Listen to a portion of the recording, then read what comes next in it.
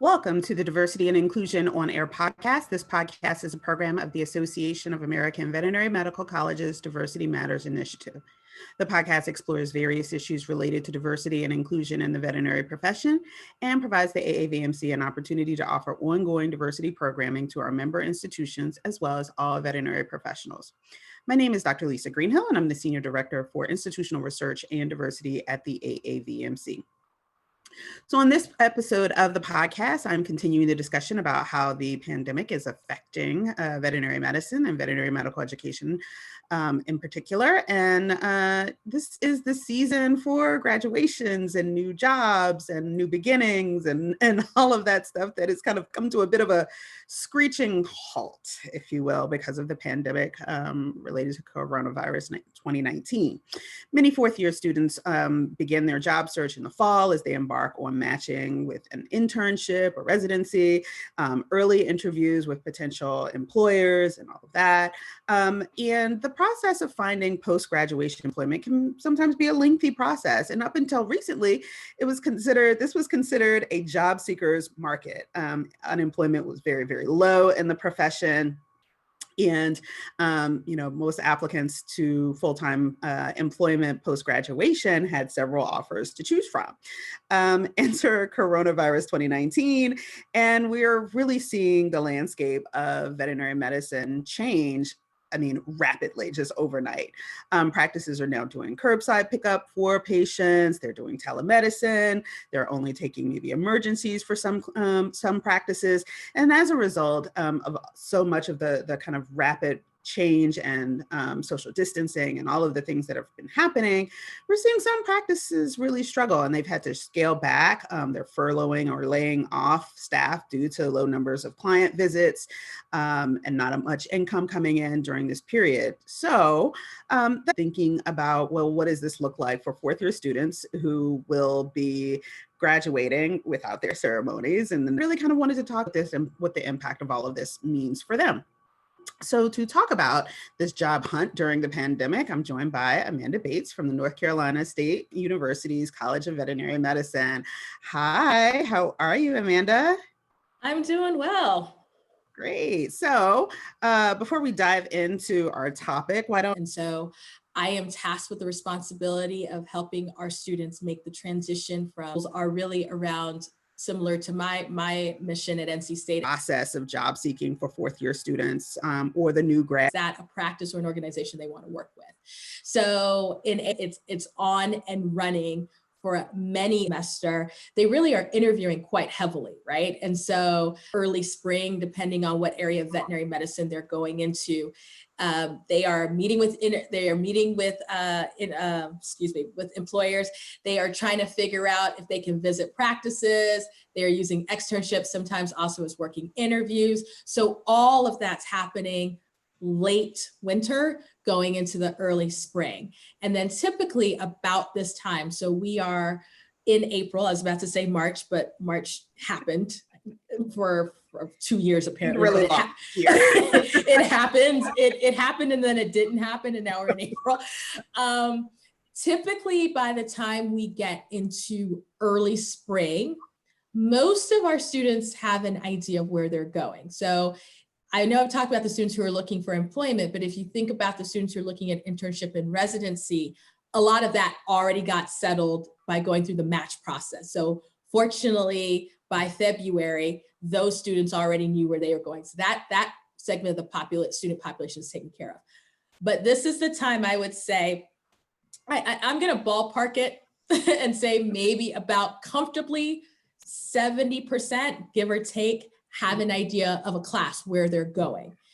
But there are still students typically, and this is common, and it's for a variety of reasons, quite frankly, who are still looking at this time, right? And it may be because of life decisions, they've got a partner to consider, there's other things. And so I would say usually around 30% of students are looking for employment around this time.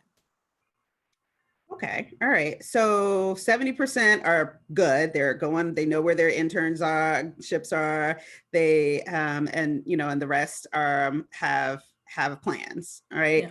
So what's happening now?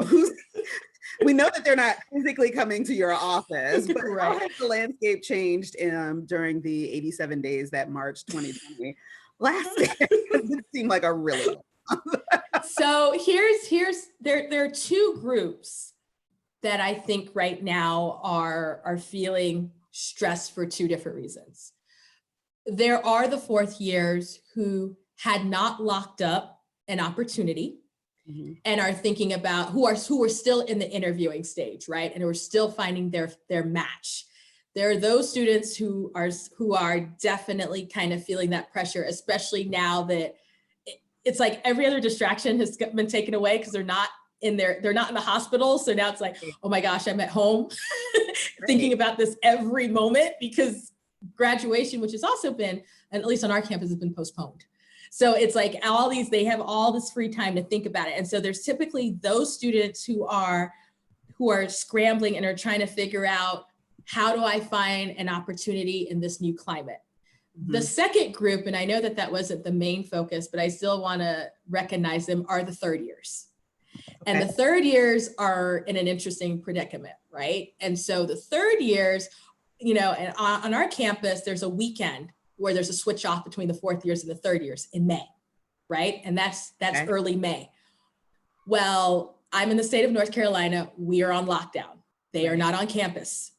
So for third years, not only are they thinking about the fact that externships, whatever that they were trying to do to even get a feel for practices have been shifted, but also clinical year may look a little bit different around the country. And then they are thinking about, and then what does this mean for me as a practicing veterinarian when I graduate next year? Right, sure. So there is actually two groups where the anxiety level is high. And I would be remiss not to mention them because in many ways, I'm talking to them as much as I am talking to the fourth years, because even though their graduation is a year out, there are things that I think that they can also be doing to kind of manage this crazy time we're in. For our fourth year students, one of the things I'm seeing and that has been heartening is that for the students who already have offers, for the most part, at least in our case so far, they're still being honored. So I know that's a discussion I've been having with my VetCan colleagues in terms of our offers being rescinded and whatnot. There have been I've seen some cases where there've been some augmentations. And so a good example, I can use this, is like many schools, we have offshore students from St. George's and Ross's.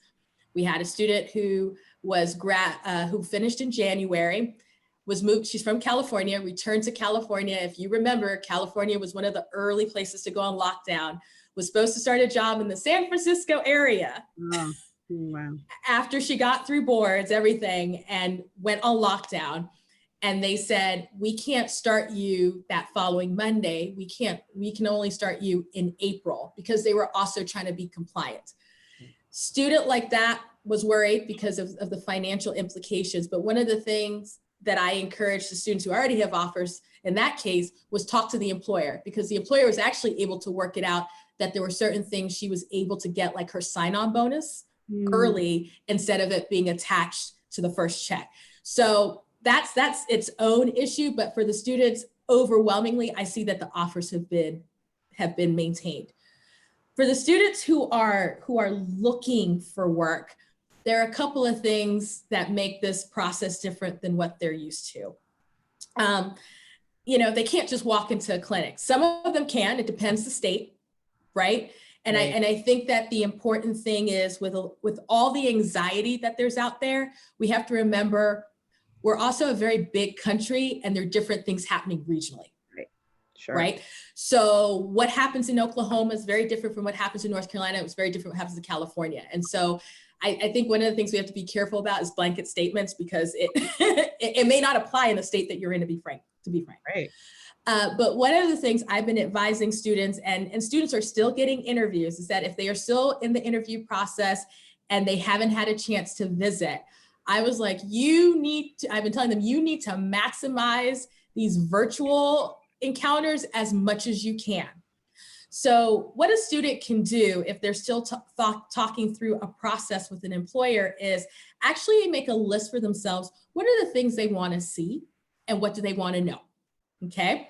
And then when they connect with that employer and say, okay, I may not be able to come in for a physical interview right now due to whatever state regulations are going on, let's talk about how we can replicate this online. So I had one of my fourth year students, actually, we wrote down, what are the 5 things you want to see? She wanted to talk to the managing doctor. She wanted to talk to the support staff. She wanted a tour. She wanted to talk to a client because they were doing drive-throughs anyway. So there are clients out in the parking lot. And if she could see a procedure. And so I said, all right, let's make a list of things that you want to see and actually talk to the employer and see if they're willing to set that up, even if they're holding up a cell phone or a camera, because we can't completely put the onus on the employer because quite frankly, they are trying to still keep a business running. Right. They are also dealing with everything that's going on. And so I said to her, what you can do is make up your own tour, like your own itinerary of what you want to see. And I'm telling you, you make it easier on the employer. And so the employer totally did that. It was like she was there. It's almost like she had a GoPro camera on, but she was there and she was seeing things from their view. Oh, very cool. Very cool. So there's really, the technology has come. I mean, I think right. I joke around a little bit that, that some of us are overusing Zoom. Right. We are, but. Right. But there's really the things like Zoom, technology like Zoom and Hangouts and FaceTime and all of these other things really have allowed some of these gaps to be bridged, right? Right. Well, and how do you take what is arguably a very frustrating situation and turn it into an opportunity? Mm-hmm. If a practice, for example, obviously because they've slowed down their hours in response to what's going on, you may actually have more time to talk to support staff in a way that you couldn't. You may have an opportunity to talk to one of their clients because, like I said, if they're sitting in the parking lot anyway, waiting for something, if that happens to be the case, it would be cool to hear from a client perspective, right? And you get to have a different type of observation that maybe you wouldn't have if you were there in person. And so I think that at this period, for the students who are in the interviewing process, they truly can really set up a customized experience if they're willing to sort of think outside the box. Mm-hmm. I think the group of there's probably a contingent of students who they're not yet at the interviewing phase, right? They're still talking and are still researching. And I think what probably the frustration that might be for them that are out there is, especially with depending on how big or small the practice is and all the other features, maybe they're not getting as quick a response as they would. Now, I would argue sometimes our folks weren't that great on the phone before this, so it's not like now there's an excuse, but I would argue some of them weren't as quick. Got some vets that I love, but my God, they're not quick on responding to email or phone.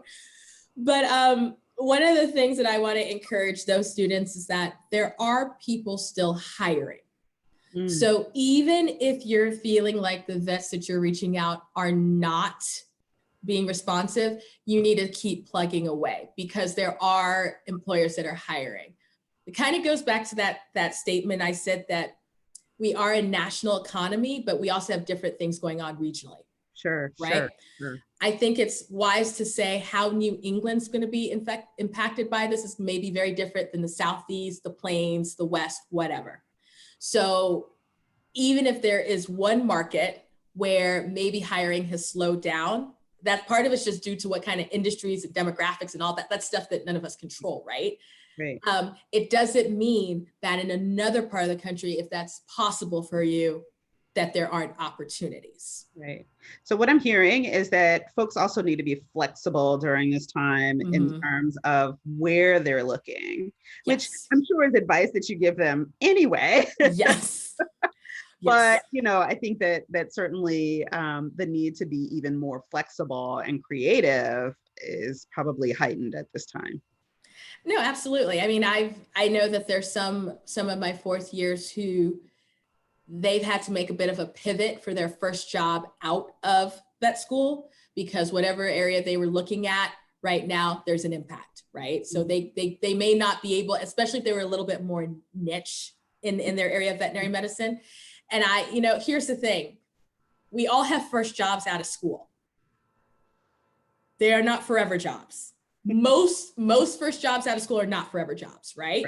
Right. So can you take the experience of the opportunity you get when you leave vet school and grow from it and take it to wherever you're going? Absolutely, right? It's just a matter of perspective. But one group, I said this earlier, I want to talk a little bit about the third years, because if I don't mention them, I'm going to forget. I'm going to forget. So third years, lots of anxiety running high for all kinds of reasons. And in fact, the fourth years in many cases might actually be more zen than the third years are right now. Third years like, what does this mean? Do you have a crystal ball? No, so I'll answer that question already. But here's a couple of things I've been telling third years to do. If you've got some time, and you may have more time than you've had all year, this is a great time to work on your LinkedIn profile. If you've got one, update it, freshen it, add information that maybe you haven't remembered to add, okay? Once you've updated that LinkedIn profile, great time to connect with recruiters. There are a ton of veterinary recruiters that are out on LinkedIn. Many of them recruit at NC State. It doesn't even necessarily mean that you want to work for their company, but it honestly would help just to even talk to employers who are in the field and to see what the trends they're seeing regionally as well as nationally. Okay, because that will help you guide your own job search when it gets to this time next year or well before this time. Okay. Other things they could be doing while you're also on LinkedIn, maybe they're veterinarians in areas of vet med you dream of being in, and this is a good time to connect with them. Quite frankly, a lot of us are at home answering email a lot quicker than we normally do because we're at home and can't go nowhere. So I personally have been networking with everyone under the moon. I mean, quite frankly, if you can network with Oprah right now, you probably could make it happen because she ain't going nowhere either. So it's the same thing. Shoot your shot. All right. So if there is a veterinarian who is doing something so out there and it's not something that most veterinarians do, or even if it's someone who's working in a clinic that you really aspire to work in, right? This is the time to send them an email and say, hey, I'm a third year student or a second year or a first year or even a fourth year. I would love to learn a little bit more about your work. Can we set up a Zoom call? Can we set up a phone call? Whatever. And have that conversation, because like I said, they might have some time in their schedule that they normally wouldn't have, right? And along those lines, while you're reaching out to people, it's a good time to actually research companies, organizations, and clinics that you would like to be a part of. Okay. So if you haven't really started to drill down that list, once again, you have more time, especially as some of us are entering an exam season, depending on where your vet school is in their schedule, and you will be actually exiting maybe the semester a little bit earlier, or it might be truncated. This is a time to really do that research so that you can set yourself up for the post-pandemic job search. Right, whenever that is. Maybe 2022, I don't know. Either way, the advice still holds. It still holds. That covers your years. It doesn't even have to be vet med. It holds for everybody.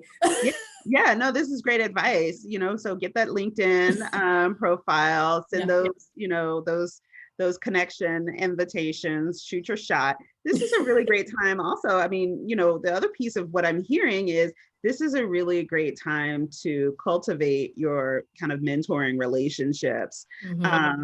Really kind of make those those ties a little bit stronger so that you can really kind of leverage them, and that those folks are there to really help you when the plague lifts. Right. No, I mean, we talk about, I know with my students, we talk about networking all the time. We talk about mentorship, right? But it's hard when it's abstract. But it's different now if you take the time to actually research and see who's out there and start building that network and using these skills. It takes what you're learning in the classroom and what everyone tells you to do, and it makes it a real experience. Yeah. And the other thing I keep remembering all these things, so I just want to make sure I say it, is that, and this is particularly for the fourth years, when you're thinking about your virtual tour, however you're having that interview, the pandemic is also a great time to ask about work-life balance and culture. I mean, you know what? Hey, because we always ask these questions. Do you offer wellness? What's wellness look like for you? Well, this is a great time in the middle of a crisis to say, man, these are the things that we're doing. This is what our team is doing. And you can learn more about a practice by how they are supporting their team during this really crazy time. Oh, that is great advice. Amanda, are there any groups? I mean, we've talked about kind of the interns and the 70%, and the fourth years are like, I'm out of here, yay, and the anxious third years. But are there any groups or kind of populations within third and fourth year that really seem to be maybe disproportionately impacted by kind of all that's going on? I think unsurprising to any of us who work in higher education, your first generation students, your students who are coming from maybe a lower SES economic background historically, and sort of the implication for our students who work and go to school or maybe get a certain amount of financial aid, and what does that look like? And I think that that's been the conversation in higher ed. And I think for every group, but especially those groups that are a little bit more sensitive to this, I think there's something to be said about reaching out in terms of support at your schools, just to see what is there. I know that we're all getting bombarded with emails. I know that my college has been very proactive in making sure that there are resources, but we have to remember that students are dealing this compounded in the middle of a crisis. And so sometimes information about that there's financial resources, that there's food resources, that there's all these other things get lost in the mix. And so I think in general, regardless of where you are, for the students that are struggling, and I assume there are groups that I haven't even thought about that are really going through some stuff right now.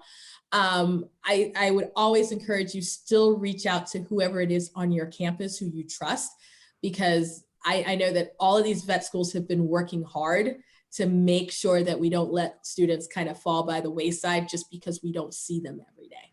Yeah, that's really, really important. I think that, I wanted to bring kind of that particular lens to this conversation because, certainly this is something that is affecting everyone. But when we think about diversity and inclusion and really kind of think about the needs of particular populations, we know that, especially for our first generation and our lower socioeconomic status students from those backgrounds, the hurdles that they overcame just to get into vet school were pretty pretty high, and now certainly we know on a regular scenario that there's students that are dealing with housing and food insecurity. And, in the middle of a crisis such as this, we are like busted right on down to that the base of Maslow's hierarchy. Right. Like, do you have a place to shelter in place? What does that look like? And even just some of the accessibility issues around, we'll just have classes online. 25% of Americans still do not have online access. Right. And so students have had to relocate, they have packed up and went home. Now, all kinds of things are happening. And so it is easy for things to get lost in the shuffle, especially when folks are companies, institutions.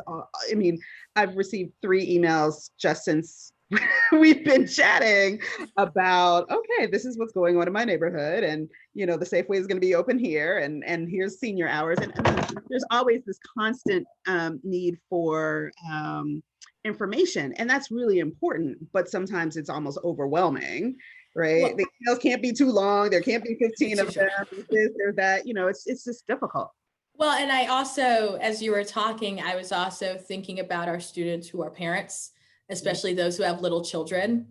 And I know that we have tried to be as sensitive as we can to offer things that to make sure that they are included, right? Because we know that now you've got a 3-year-old to watch and you've got a 5-year-old and all this stuff is happening. And so even homeschooling them.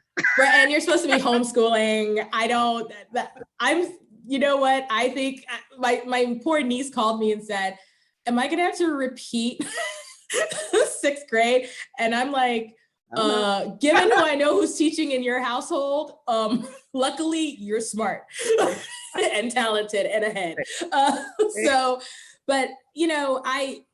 I'm offering some career programming, and I was thinking really hard about what would be a time that maybe those students would be available, and if not, to make sure they have access, because we don't want anyone throughout all of this to be disenfranchised, just because we've had to deal with so many things, and so I am definitely with you that I think we always have to be mindful, and for the next, God bless it, crisis that happens, that we do make sure that all of our students, regardless of where they're coming from, are supported and know they're supported, and find different mechanisms to make sure they know they are supported. Yeah. So as we begin to wrap up, what is your best advice actually for prospective employers?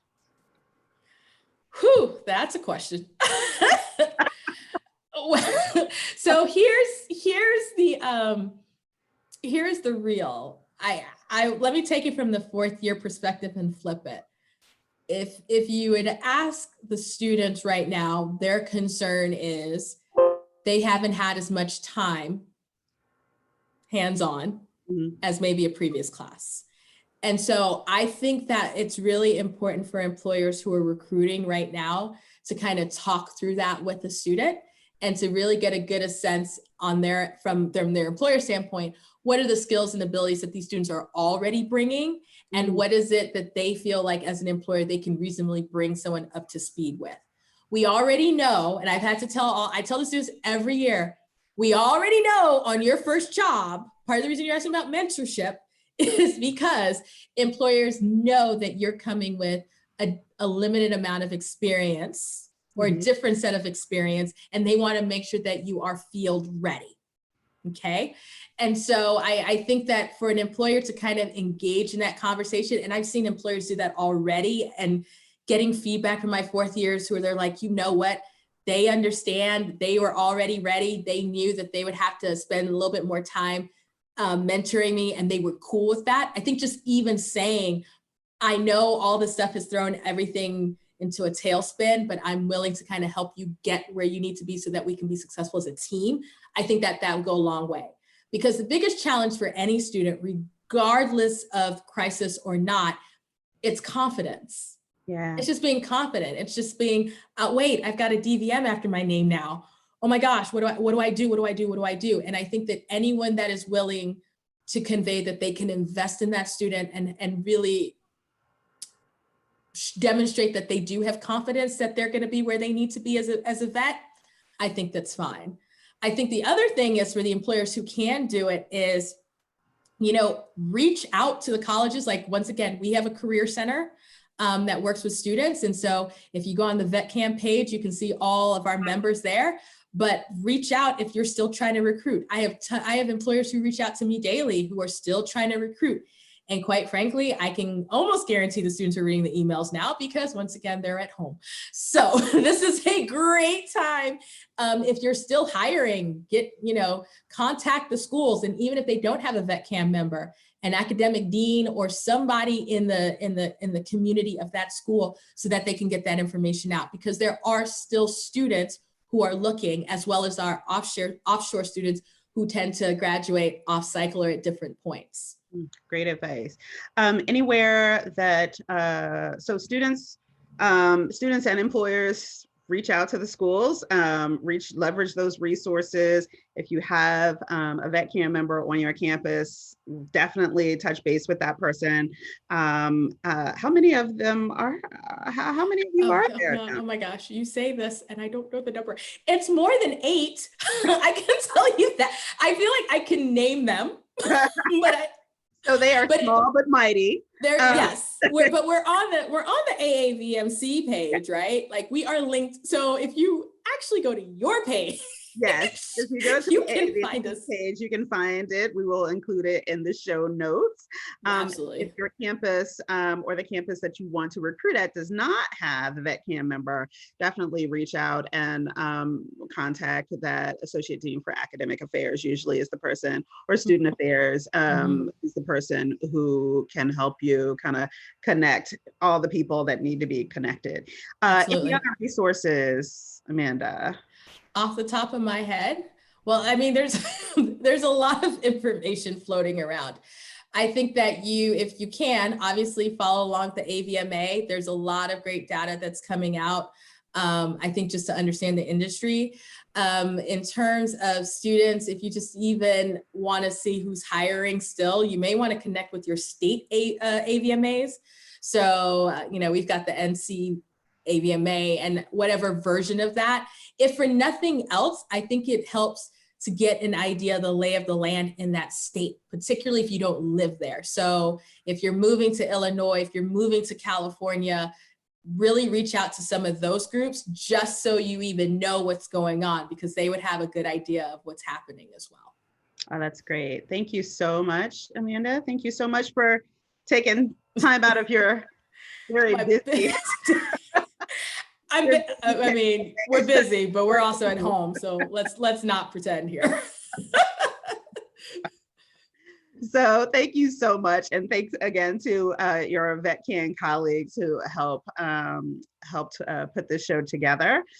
You can find information certainly in the show notes. We're going to put some of those links into the show notes for this episode. So be sure to like our Facebook page and like and subscribe this episode of the podcast, which you can also find on most podcast apps. And so this has been another episode of Diversity and Inclusion on Air. Amanda, again, thank you. Thank you, Lisa. Always a pleasure. And so thanks for listening.